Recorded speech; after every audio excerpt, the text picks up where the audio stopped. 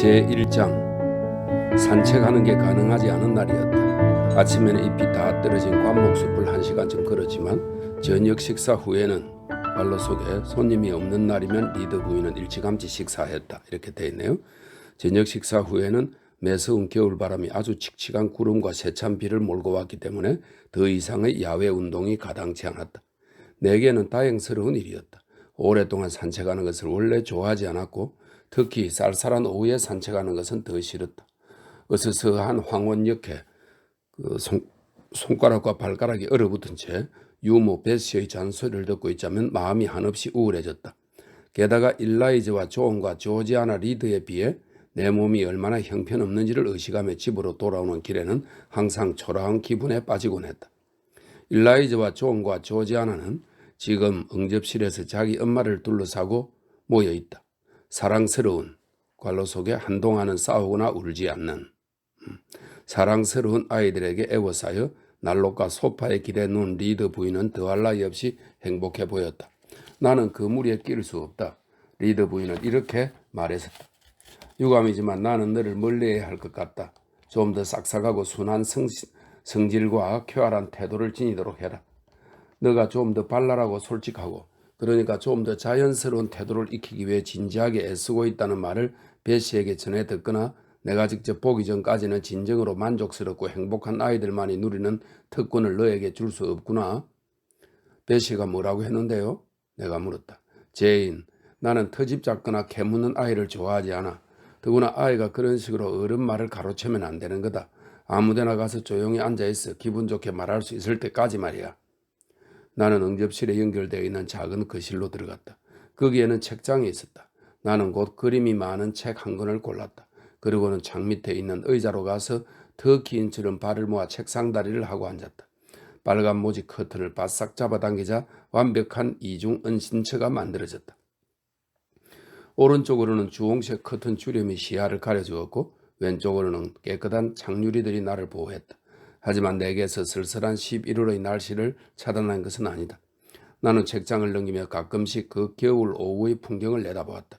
멀리 안개와 구름이 뿌연 공백을 이루고 있었다. 가까이는 젖은 잔디와 폭우에 시달리는 관목 사이의 공간으로 끝없이 내리는 빗줄기가 길고 얼씬스러운 돌풍에 세차게 휩쓸리고 있었다. 나는 책으로 시선을 돌렸다. 비윅의 영국 조류사였다. 본문의 설명에는 별로 관심이 가지 않았지만 서론만은 어린 나로서는 무심하게 넘겨버릴 수 없었다. 거기에는 바다새의 서식지들이 적혀 있었다. 그들만이 거주하는 외로운 바위와 벼랑들, 남쪽 끝머리의 린드니스 또는 네이즈에서부터 노스케이프에 이르기까지 작은 섬들이 산지에 있는 노르웨이 해안.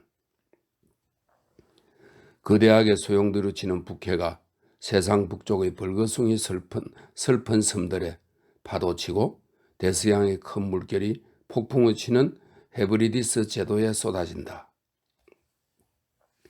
라플란드, 시베리아, 스피츠베르게, 노바 젬블라, 아이슬란드, 그린란드의 황량한 해안들이 나오는 부분도 그냥 지나칠 수 없었다.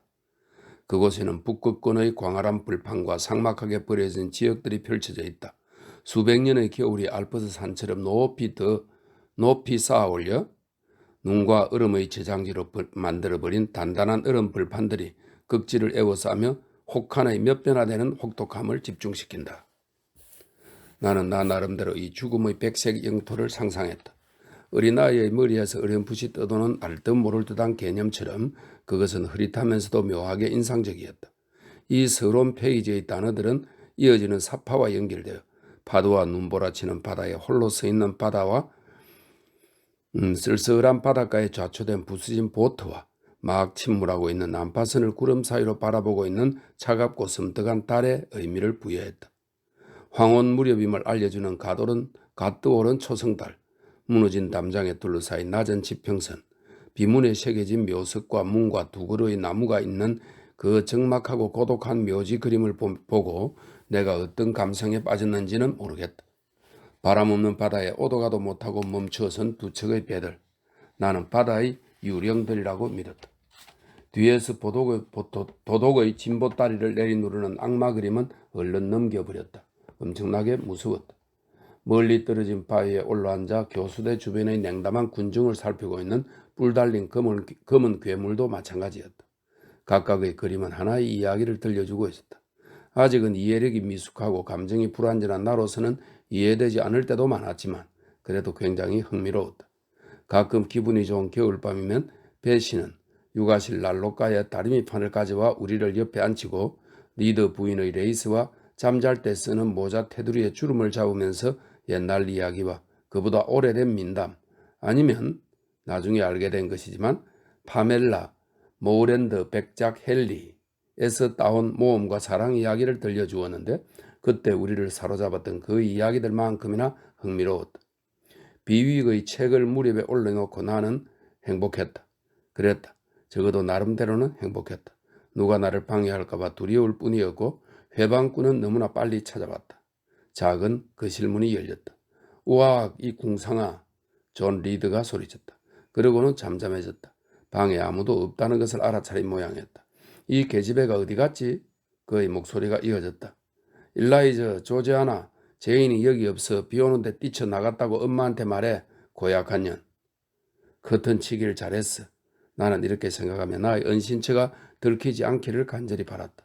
존 리드는 나를 찾아내지 못할 것이다. 머리도 눈치도 둔한 편이니까. 하지만 일라이즈가 안으로 고개를 들이밀고 대뜸 말했다. 틀림없이 창가 의자에 있을 거야. 나는 얼른 밖으로 나갔다. 존에게 끌려나갈 생각을 하니 소름이 끼쳤기 때문이다. 무슨 일이에요? 머뭇 자신 없는 목소리로 내가 물었다. 무슨 일이세요, 리더 드로님? 이라고 해야지. 이리 와.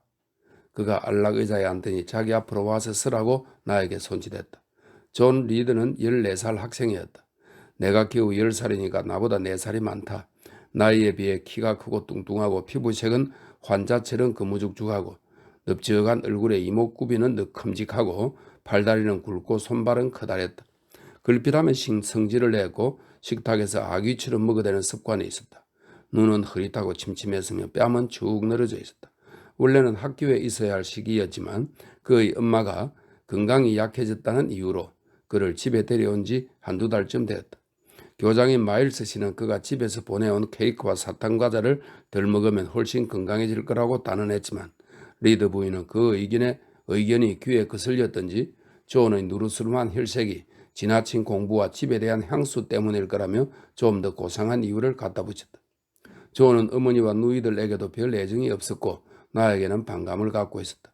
이제 일주일에 2-3번도 아니고 하루에 한두 번도 아니고 순간순간 나를 괴롭히고 못살게 굴었다. 내 몸의 모든 신경이 그를 두려워했고 그가 가까이 올 때면 뼈에 붙은 작은 살점들까지 오그라들었다. 그 때문에 공포에 질리는 느낌에 빠질 때가 한두 번이 아니었다. 아무리 위협받고 해코지를 당해도 나는 호소할 곳이 없었기 때문이다. 내 편을 들었다간 어린 주인의 심기를 거스르게 뻔했기 때문에 하인들은 모른 척했고 리드 부인은 그 문제에 관해 눈과 귀를 막아버렸으니까. 가끔 자기 앞에서 그가 나를 때리거나 괴롭혀도 그녀에게는 보이지도 들리지도 않는 모양이었다. 하지만 그런 일은 그녀의 등 뒤에서 더 자주 일어났다. 나는 평소에 하던 대로 조언의 말을 따라 그의 의자로 다가갔다. 그는 혀뿌리가 상하지 않을 정도로 적당한 혀를 내밀며 3분을 보냈다. 때릴 준비를 하고 있는 것이다. 그의 주먹질을 두려워하며 조만간 공격을 개시해 올 그 흉측하고 역겨운 외모를 생각했다. 내 생각이 얼굴에 나타났던 걸까? 벼랑간 아무 말도 없이 그가 나를 힘껏 때렸다. 나는 비틀비틀 그의 의자로부터 한두 발짝 뒷걸음질 친 뒤에 균형을 잡았다. 이건 조금 전에 엄마한테 건방지게 말대꾸한 벌이야. 음흉하게 커튼 뒤에 숨어 있었던 벌. 2분 전 그 눈초리에 대한 벌이야. 쥐새끼 같은 년. 존 리드의 욕설에 익숙했던 나는 대꾸할 생각이 전혀 없었다. 그 모욕 뒤에 따라올 주먹질을 어떻게 견디느냐가 걱정이었다. 커튼 뒤에서 뭐 했어? 그가 물었다. 책 읽고 있었어. 책 읽네. 나는 창가로 가서 책을 가져왔다. 우리 책에 함부로 손대지 마. 얹혀 사는 신세야. 엄마가 그랬어. 돈도 없잖아. 너희 아버지가 남겨준 건 하나도 없어. 넌 구걸을 해야 돼. 우리 같은 신사계보의 아이들과 같이 살면 안 되고 우리랑 똑같은 음식을 먹어도 안 되고 우리 엄마 돈으로 옷을 입어서도 안 돼. 이제 내 책장 뒤지는 버릇을 고쳐줘야겠어. 왜냐하면 그건 다 내 것이니까. 이 집은 다 내 것이야. 몇 년 뒤면 그렇게 될 거야. 가서 겨울이나 창에 닿지 않게 문 옆에 서. 처음에는 그가 뭘 하려는지 몰랐기 때문에 시키는 대로 했지만 책을 들고 일어나 던질 자세를 취하는 것을 보고 나는 비명을 지르며 본능적으로 몸을 피했다. 하지만 그리 빠르지는 못했다. 책이 날아와 나를 때렸다. 나는 쓰러지고 문에 부딪혀 머리가 찢어졌다. 상체에서 피가 나며 끔찍하게 아팠다. 공포심이 절정을 넘어서자 다른 감정들이 밀려들었다. 잔인한 악질, 내가 계속해서 말했다. 살인자 같은 놈, 노예 감독 같은 놈, 로마 황제 같은 놈.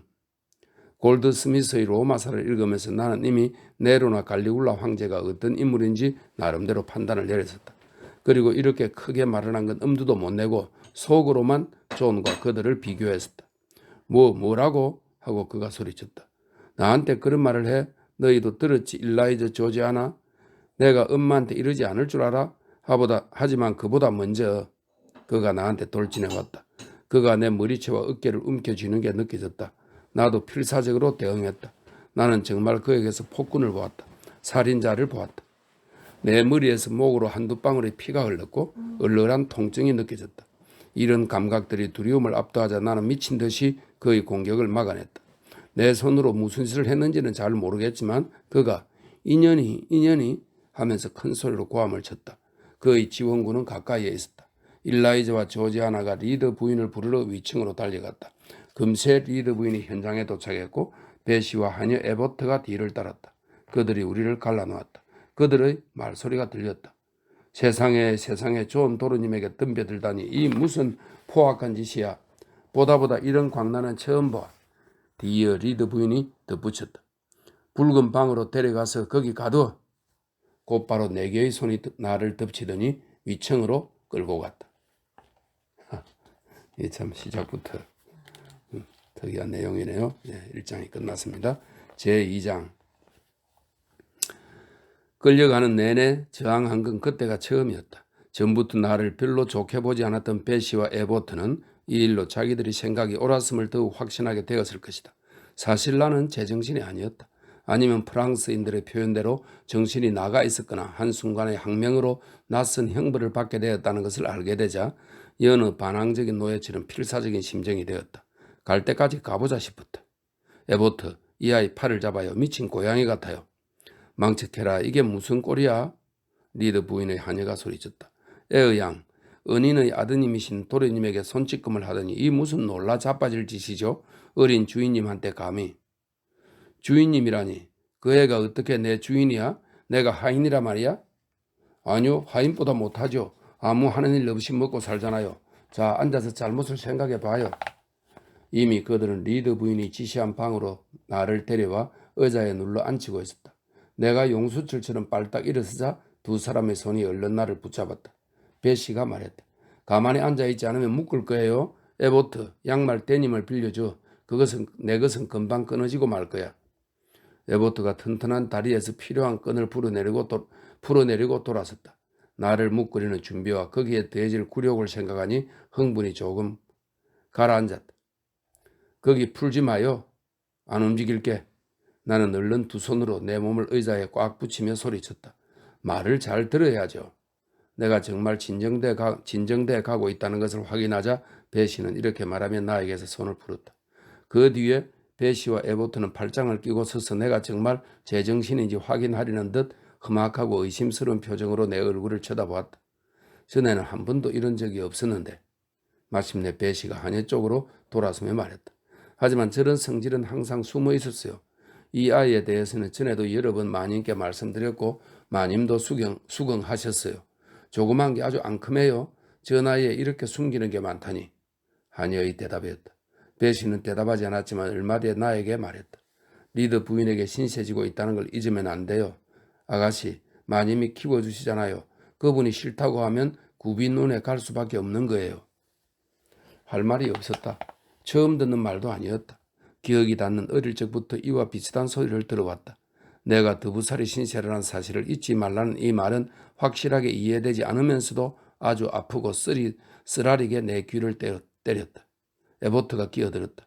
마님이 친절하게 같이 키워주신다고 해서 리더 도련님과 아가씨들과 똑같은 입장이라고 생각하면 안 되죠. 그분들은 많은 돈을 갖게 될 테지만 애의 양은 아무것도 없잖아요. 공손하게 그분들 마음에 들도록 노력해야 하는 처지예요. 배시가 음성을 가다듬고 덧붙였다. 다 아가씨를 위해서 하는 말이에요. 쓸모있고 상냥한 사람이 되려고 애써야 해요. 그러면 여기가 집이 될 수도 있겠죠. 성질 부리고 못되게 굴면 마님이 쫓아내실 거예요. 틀림없이. 에보트가 말을 이었다. 어디 그뿐인가요? 하나님이 벌을 내리실걸요? 발악하는 중간에 하나님이 벼락이라도 내리면 그 후에 어디로 가겠어요? 배시, 저 아이를 놔두고 이만 가요. 저런 아이는 뭘 준대도 싫어요. 혼자 있을 때 기도를 드려요. 애의 양, 잘못을 뉘우치지 않으면 굴뚝에서 무서운 게 내려와 잡아갈지도 몰라요. 그들은 문을 꽉 닫아 잠그고는 떠났다. 붉은 방은 침실로 쓰이는 경우가 거의 없는 예비용 방이었다. 케이츠헤드 저택의 뜻밖의 손님들이 들이닥쳐서 모든 방을 다 써야 할 때가 아니면 절대 사용하지 않는 방이었다. 하지만 저택에서 제일 크고 으리으리한 방 중의 하나이긴 했다.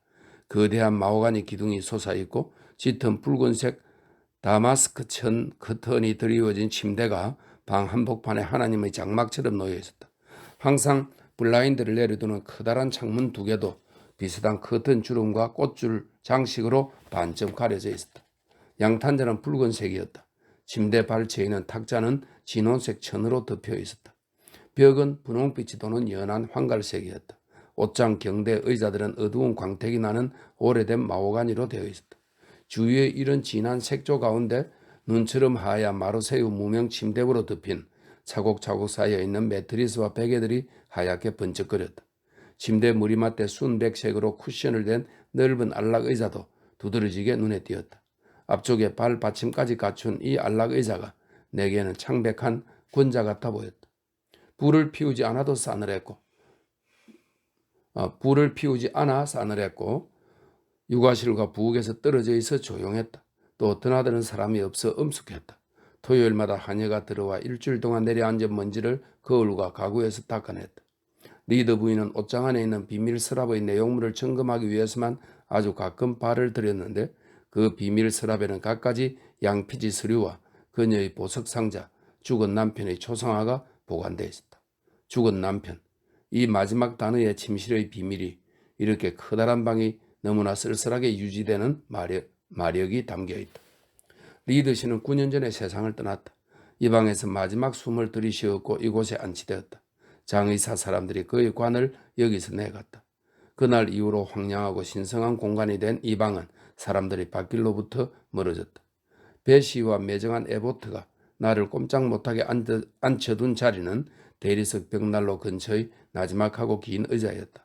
앞에는 침대가 솟아있었고 오른쪽에는 흐릿하고 얼룩덜룩한 영상이 광택을 변화시키는 진한 색의 높다란 옷장이 있었다. 왼쪽에는 커튼을 내려드린 창문들이 있었다. 그 사이에는 커다란 거울이 침대와 그 방의 공허한 웅장함을 흉내내며 서 있었다. 그들이 정말로 문을 잠갔을까? 나는 용기를 내서 자리에서 일어나 확인해 보았다. 그래. 그보다 더 튼튼한 감옥은 없었다. 돌아오는 길에 나는 거울 앞을 지나야 했다. 내 눈이 홀린 듯 무의식적으로 그것이 드러내는 깊이를 탐험했다. 그 환영 같은 공간에서는 모든 것이 현실에서보다 더 차갑고 어두워 보였다. 거기서 이상하게 나를 노려보는 작은 형체, 하얀 얼굴과 팔이 어둠과 흠집을 내고 아무것도 움직이지 않는 곳에서 두려움 어린 눈만이 번뜩이는 그것은 그야말로 유령 같았다. 배시가 밤에 들려주던 이야기에 등장하는 반은 요정이고 반은 마귀인 그런 작은 도깨비 중의 하나인 듯 했다. 양치류로 가득한 외로운 황야의 골짜기에서 밤길 가는 나그네의 눈앞에 나타난다고 했던가? 나는 내 자리로 되돌아왔다. 그 순간 나는 미신에 사로잡혔다. 하지만 아직 완전히 빠져든 것은 아니었다. 내 피는 여전히 뜨거웠다. 반란을 일으킨 노예의 기분이 계속 강하게 나를 지탱해주고 있었다. 참담한 현실 때문에 기가 죽기 전에 빠르게 분출하는 과거의 기억들을 저지해야 했다.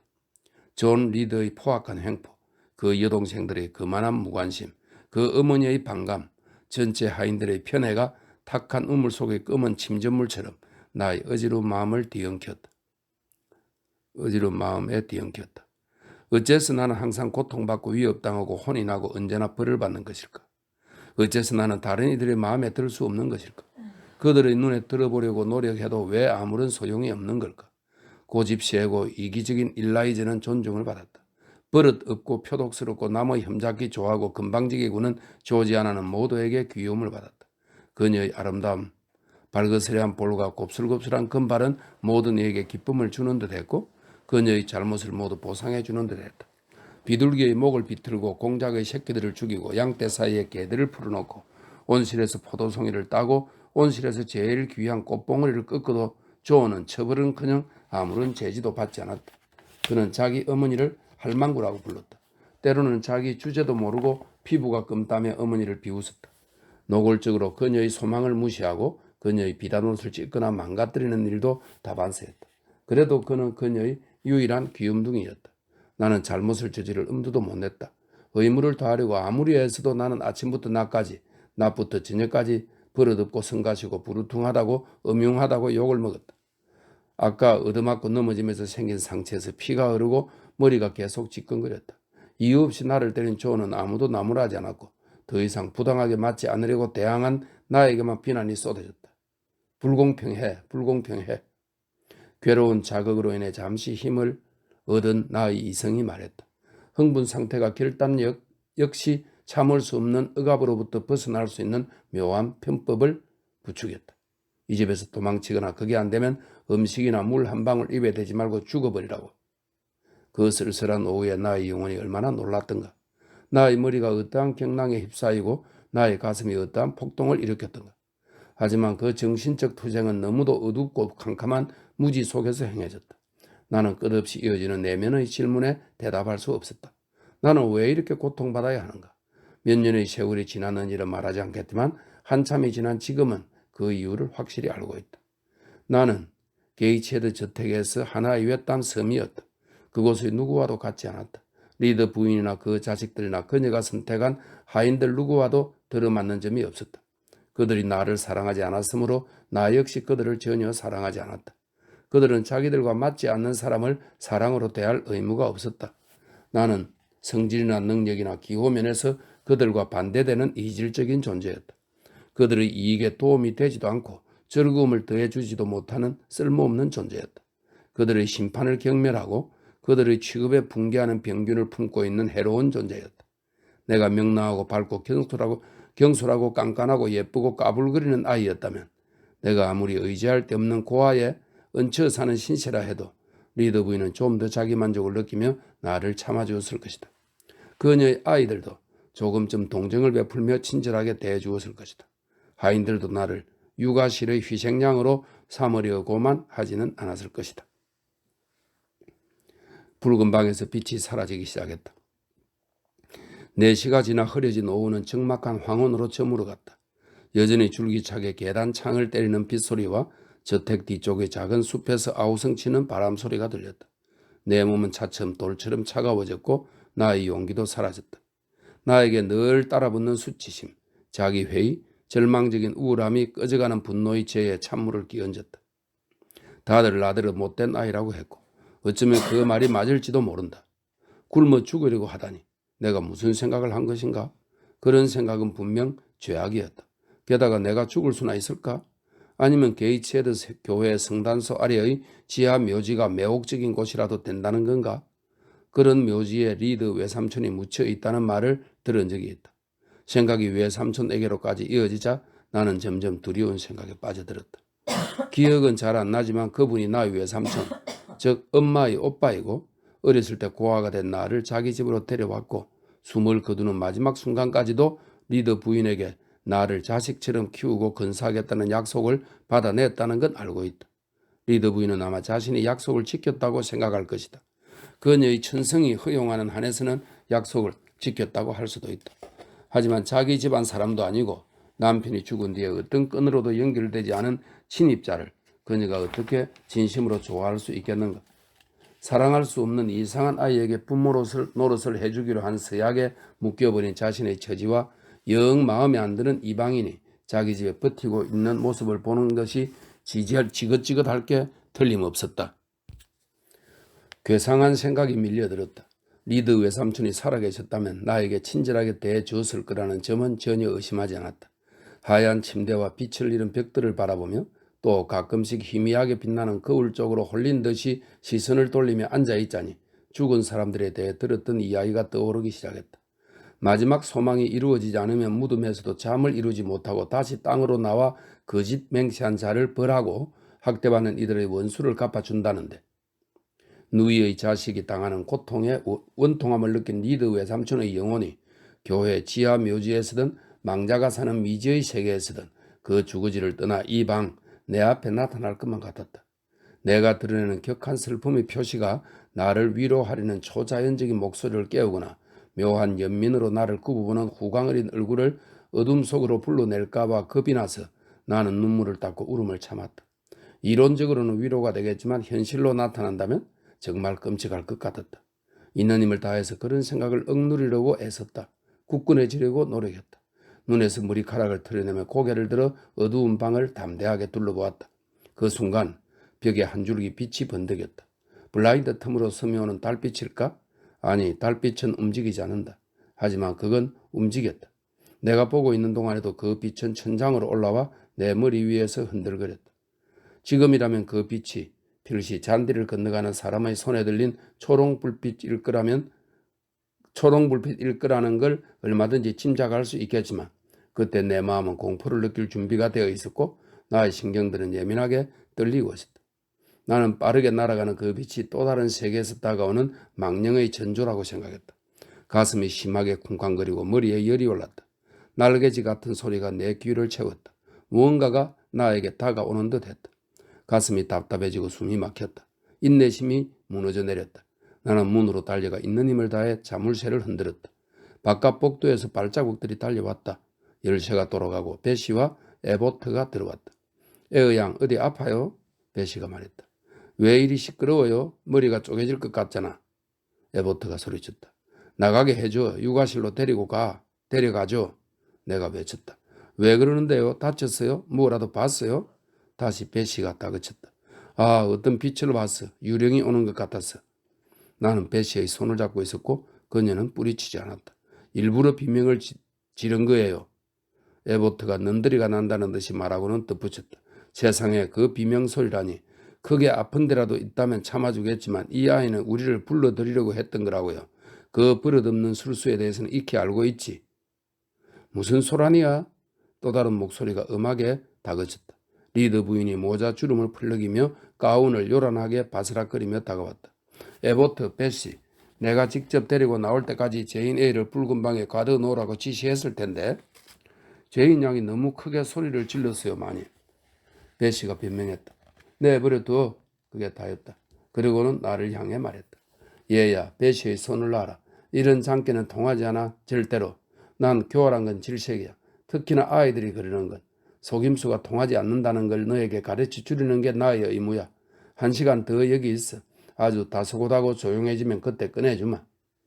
아, 외숙모 불쌍히 여겨주세요. 용서해주세요. 도저히 못 견디겠어요. 다른 벌을 받을게요. 죽을 것 같아요. 조용히 해. 이렇게 사납게 구는 건 더더욱 못 봐주겠다.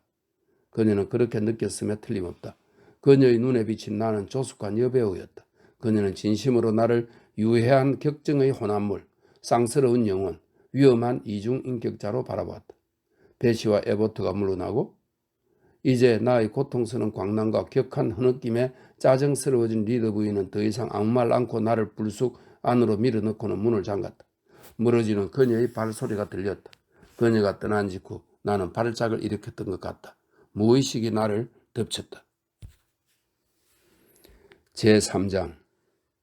그 후에 기억나는 것은 무시무시한 악몽을 꾼 듯한 기분에서 깨어나 두꺼운 검은 줄들이 교차하는 끔찍스러운 빨간 광채를 보았다는 것뿐이다. 바람소리나 물소리에 가려진 듯 휑하니 울리는 사람의 말소리도 들렸다. 흥분, 불안, 무엇보다 엄청난 공포가 나의 정신을 어지럽혔다. 잠시 누군가가 나를 부축해서 일으켜 앉혔다. 그 어떤 손길보다도 부드러웠다.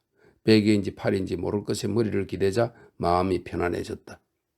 5분쯤 지나자 혼란의 구름이 그쳤다. 나는 내 침대에 있었고 빨간 광채는 육아실의 불빛이었다. 밤이었다. 탁자에 촛불이 하나 타고 있었다. 베시가 대야를 들고 침대 끄트머리에 서 있었고 머리맡에는 신사한 사람이 의자에 앉아 나를 지켜보고 있었다. 그 방에 게이츠헤드 사람도 아니고 리더 부인의 친척도 아닌 이방인이 있다는 걸 알았을 때 나는 이루 말할 수 없는 안도감을 느꼈다. 보호와 안전에 대한 확신을 느끼며 마음도 진정되었다.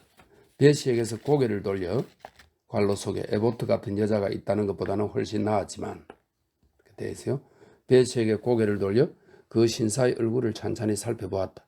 내가 아는 사람이었다. 하인들이 병이 났을 때 가끔 리더 부인이 불러들이는 약제사 로이드 씨였다. 그녀 자신이 아플 때에는 의사를 불렀다. 내가 누군지 알겠니? 그가 물었다.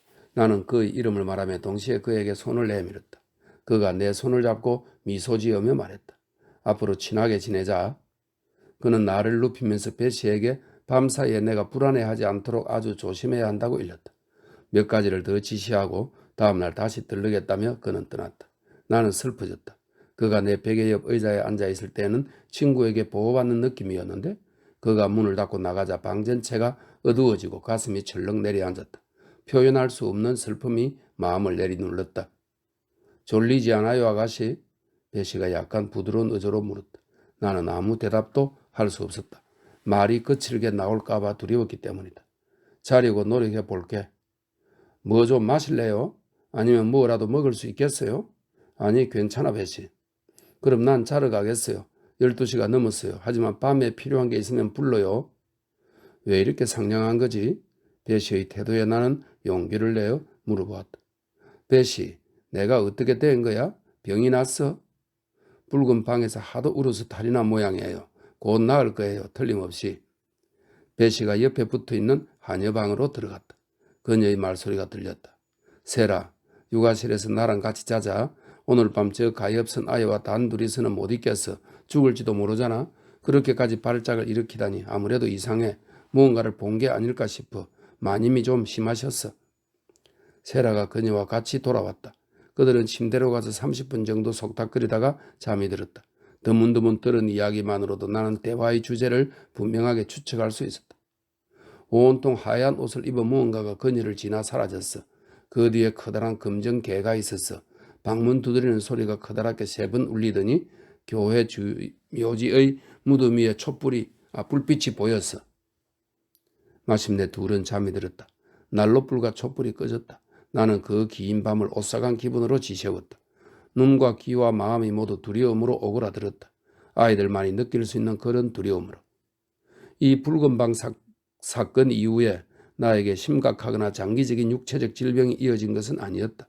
그건 나의 신경에 충격을 안겼을 뿐이고 오늘날까지 나는 그 충격의 여파를 느낀다.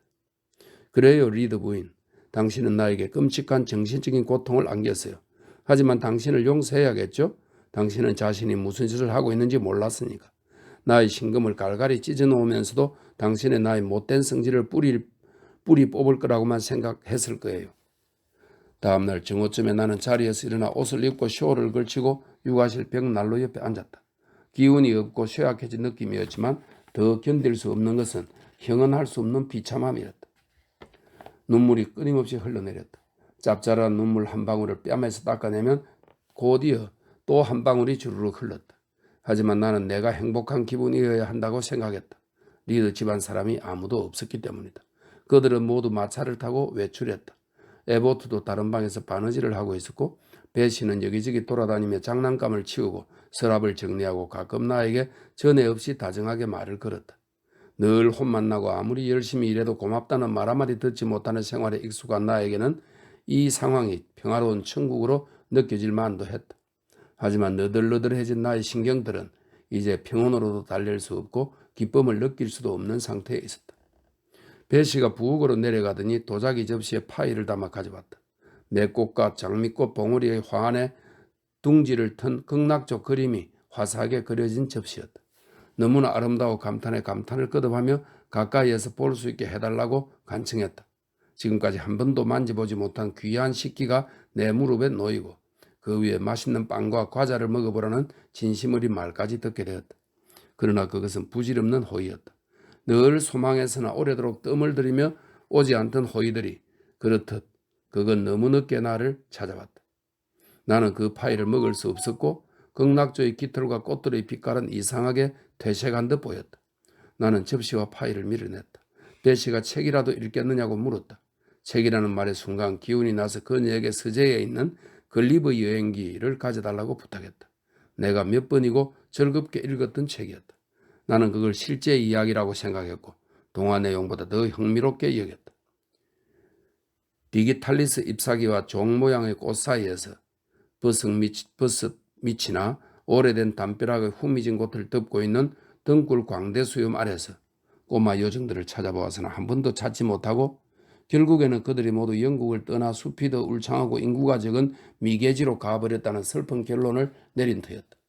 그에 비해 소인국과 거인국은 지구 표면에 단단히 박혀있는 일부분일 거라고 믿었고 어느 날 내가 긴 항해를 떠나면 그 작은 들판과 집과 나무들, 조그만 사람들, 자그마한 암소와 양과 새들의 왕국을 직접 볼 수 있으리라고 믿어 의심치 않았다. 숲처럼 솟은 옥수수밭과 거대한 맹견, 괴물 고양이, 탑처럼 높은 남녀들이 사는 또 다른 왕국도. 그런데 이 소중한 책이 아무리 책장을 넘기고 그 신기한 그림과 그림에서 내가 지금까지 언제나 찾을 수 있었던 매력을 찾아보아도 썸뜩하고 지루하기만 했다. 거인들은 말라빠진 괴물들이고 소인들은 심술궂고 무서운 꼬마 도깨비들이고 글리브는 가장 무시무시하고 위험한 지역을 돌아다니는 외로운 방랑자였다. 나는 더 읽을 마음을 접고 책을 덮어 탁자 위에 손대지 않은 파이 옆에 내려놓았다. 배씨는 이제 방청소와 먼지 트는 일을 끝내고 손을 씻은 뒤에 화려한 비단과 공단, 자투리가 가득한 작은 서랍을 열더니 조지아나의 인형에 씌울 새 모자를 만들기 시작했다. 그러면서 그녀가 노래를 불렀다. 우리가 방랑하던 시절 옛날 옛적에. 전에도 자주 들었고 들을 때마다 생생한 기쁨을 느꼈던 노래였다. 배씨의 목소리가 고왔기 때문이다. 적어도 나는 그렇게 생각했다. 하지만 지금 그녀의 목소리는 여전히 감미로웠지만 그 가락은 형언할 수 없이 슬프게 느껴졌다.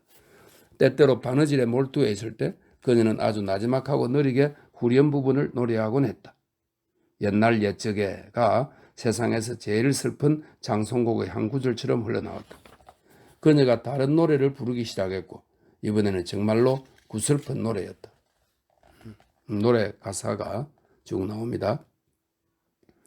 발은 아프고 팔다리도 지쳤어. 갈 길은 멀고 산은 험하구나. 가여운 고아가 가는 길 위로 이제 곧 달도 없는 황혼이 떨어지리니. 회색 바위들의 황야가 펼쳐진 곳에 의의 나홀로 이 먼 길을 가야 하는가. 인정은 메마르고 친절한 천사들만이 가여운 고아의 걸음걸음을 지켜보는구나. 그래도 멀리서 부드럽게 밤바람이 불고 있어 그곳에는 구름 하나 없이 밝은 별들이 포근하게 빛나지. 자비로운 신이 보호해 주시네. 가여운 고아에게 위로와 희망을 주시네. 내가 부서진 다리를 지나다 넘어져도 그 집 불빛에 속아 늪에 빠져도 나의 아버지는 약속과 축복으로 가여운 고아를 가슴에 안아주시네. 집도 없고 일가 친척 없어도 나를 강하게 잡아주는 생각이 있어 천국은 집이요 안식은 날 저버리지 않으리니 신은 가여운 고아의 친구라네. 자, 울지 말아요 제인양. 배씨가 노래를 끝내고 말했다. 차라리 화염에게 불타지 말라고 하시지. 하지만 나를 삼키는 그 지독한 고통을 그녀가 어찌 알겠는가. 아침 나절에 로이드 씨가 다시 찾아왔다. 절은 벌써 일어났네. 육아실로 들어서며 그가 말했다. 유모, 아이는 좀 어때요? 배씨는 내가 아주 많이 나아졌다고 대답했다. 그러면 좀 더 밝은 표정이어야지. 이리 와요 제인양. 이름이 제인이지? 네, 제인 에어예요. 울고 있었구나 제인 에어. 왜 울은지 나에게 말해줄 수 있니? 어디가 아프니? 아니요. 아마 마님과 같이 마차 타고 나가지 못해서 울었을 거예요. 배씨가 끼어들었다. 그럴 리가 있나? 그런 일로 토라질 나이는 지난 것 같은데. 나 역시 그렇게 생각했고 말도 안 되는 소리에 자존심이 상해서 얼른 대답했다. 그런 일로 울어본 적은 한 번도 없어요. 나 마차 타고 나가는 거 싫어해요. 비참해서 울었던 거예요. 아이고 아가씨, 배씨가 말했다. 선량한 약재사는 약간 어리둥절한 얼굴이었다. 나는 그 옆에 서 있었다. 그가 물끄러미 나에게 시선을 고정시켰다. 작은 눈에 회색 눈동자였다. 그리 초롱초롱하지는 않지만 이제와 생각하면 예리한 눈이었던 것 같다. 우락부락하게 생겼지만 마음씨는 좋아 보였다. 나를 찬찬히 바라보면서 그가 말했다. 어제 왜 병이 난 거니? 넘어졌어요. 배시가 다시 참견하고 나섰다. 넘어지다니 저런 그것도 어린애 같은 행동이군. 저 나이에 걸을 줄도 모르나? 8, 9살은 된 것 같은데. 맞아서 쓰러졌어요. 또다시 상해버린 자존심 때문에 내 입에서 그 말이 불쑥 튀어나왔다. 하지만 그래서 병이 났던 건 아니에요. 내가 덧붙였다. 그동안 로이드 씨는 코담배 냄새를 맡았다. 그가 조끼 주머니에 담뱃갑을 집어넣는데 하인들이 식사 시간을 알리는 종소리가 크게 울려 퍼졌다. 그는 그 소리의 의미를 알고 있었다. 당신을 부르는 소리로군요. 유모 내려가세요. 당신이 돌아올 때까지 내가 제인 양에게 훈계를 좀 할게요. 배시는 남아있고 싶은 모양이었지만 게이츠헤드 저택의 식사 시간이 워낙 엄격해서 내려가는 수밖에 없었다. 맞아 쓰러져서 병이 난 게 아니면 그럼 뭐 때문이지? 배시가 떠나자 로이드 씨가 물었다. 전 유령이 있는 방에 갇혔어요. 어두워진 후까지. 로이드 씨가 미소를 지으면서 동시에 인상을 찌푸렸다. 유령이라니 이런 역시 넌 어린애였구나. 유령이 무섭니? 리더 외삼촌의 유령이 무서워요. 외삼촌은 그 방에서 돌아가셨고 거기에 안치되었어요. 웬만해서는 배시도 다른 누구도 밤에는 거기에 안 들어갈걸요. 촛불도 없이 나 혼자 가둬둔 건 잔인한 짓이었어요. 내 평생 잊지 못할 거예요. 당치 않은 소리. 그래서 그렇게 슬픈 거니? 이런 환한 대낮에도 무서운 거냐? 아니요. 하지만 얼마 있으면 다시 밤이 되잖아요. 게다가 좀 불행해요. 다른 여러 가지 때문에 너무도 불행해요. 다른 여러 가지? 그중에서 몇 가지 말해줄 수 있을까? 내가 이런 질문에 얼마나 구구절절히 대답하고 싶었던가. 하지만 대답하기 어려운 질문이었다. 아이들은 마음으로 느껴도 자기 느낌을 분석할 수는 없다. 설령 머릿속에서 얼마쯤 분석이 이루어지더라도 그 결과를 말로 표현하는 법을 알지 못한다. 하지만 나는 비통함을 토로하여 슬픔을 드러낼 수 있는 처음이자 유일한 기회를 놓치고 싶지 않았다. 혼란스러운 침묵에 빠져 있다가 나는 빈약하고도 진실하게 대답을 했다. 우선 저에게는 아버지도 어머니도 형제 자매도 없어요. 친절한 외숙모와 사촌들이 있잖니. 다시 나는 머뭇거리다가 서투르게 의견을 밝혔다. 하지만 존 리드는 나를 때렸고 외숙모는 위층 붉은 방에 나를 가두었어요. 로이드 씨가 거의 2번째 담뱃값을 꺼내며 물었다. 게이츠헤드 저택이 매우 아름다운 집이라고 생각지 않니? 이렇게 좋은 곳에서 사는 게 감사하지 않니? 여긴 제 집이 아니에요. 게다가 에버턴은 내가 하인보다 더 여기 살 권리가 없다고 했는걸요. 무슨 소리, 바보같이 이렇게 근사한 곳을 떠나고 싶은 건 아니겠지? 갈 곳만 있다면 기꺼이 떠나겠어요. 하지만 저는 어른이 될 때까지 게이츠헤드에서 벗어날 수 없어요. 글쎄다, 그거야 모르는 일이지. 리더 부인 말고 다른 친척은 없니? 없는 것 같아요. 아버지 쪽으로 아무도 없어? 모르겠어요. 외숙모께 한번 여쭤봤는데 에어라는 성을 가진 가난하고 시시한 친척들이 혹시 있을지는 모르지만 그들에 대해서는 전혀 모른다고 했어요. 그런 친척이 있다면 그들에게 가고 싶니? 나는 생각해 보았다. 어른들에게 가난은 아주 고약해 보인다. 하지만 아이들에게는 더욱 그렇다. 아이들은 부지런히 일하는 청빈한 가난이라는 것을 이해하지 못한다. 그 단어를 남루한 옷, 부족한 음식, 붉기 없는 난로, 예의 없는 태도, 천박한 악덕과 연결된 것으로만 생각한다. 나에게 가난은 타락과 동의어였다. 아니요, 가난한 대로 가고 싶지는 않아요. 내 대답이었다.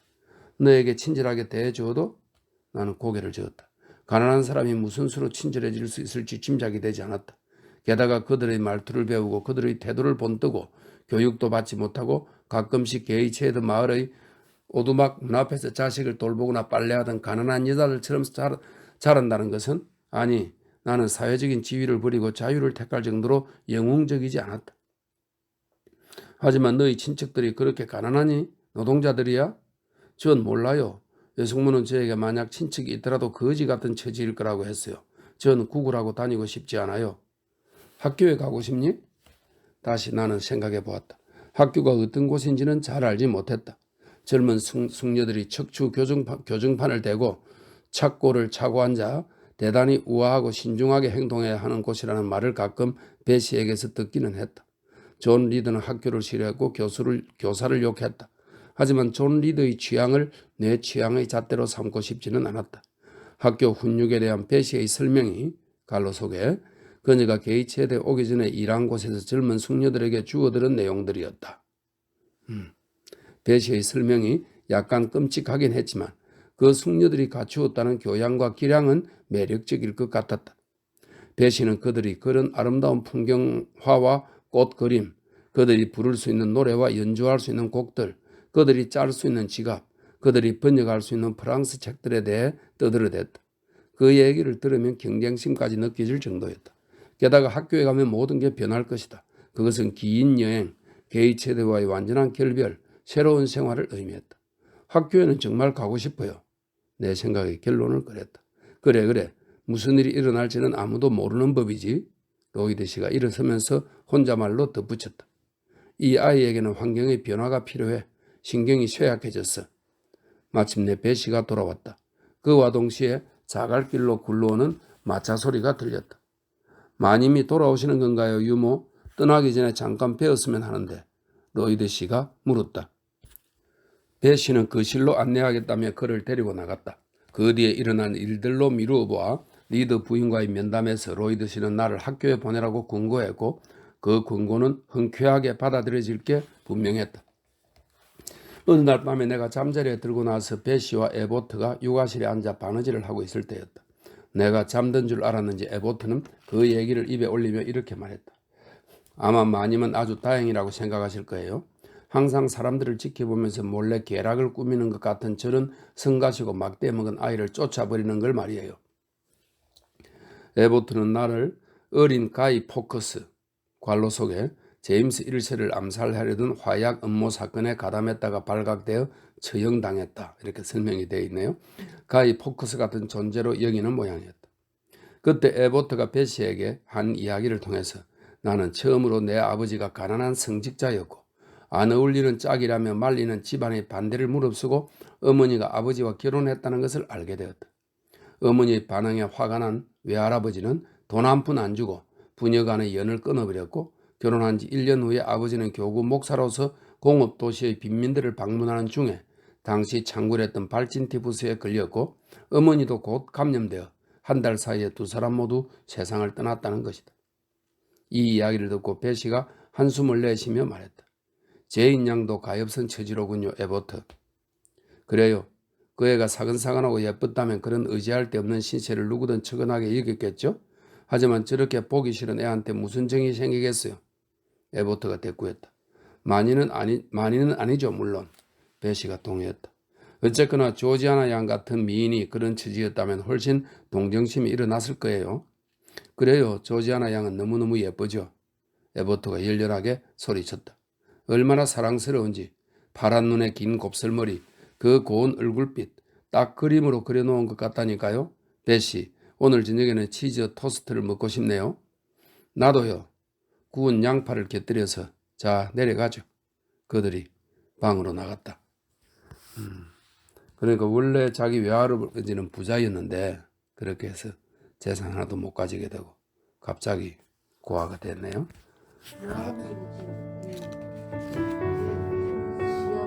글쎄, 예, 이렇게 해서 제 3장이 끝났습니다.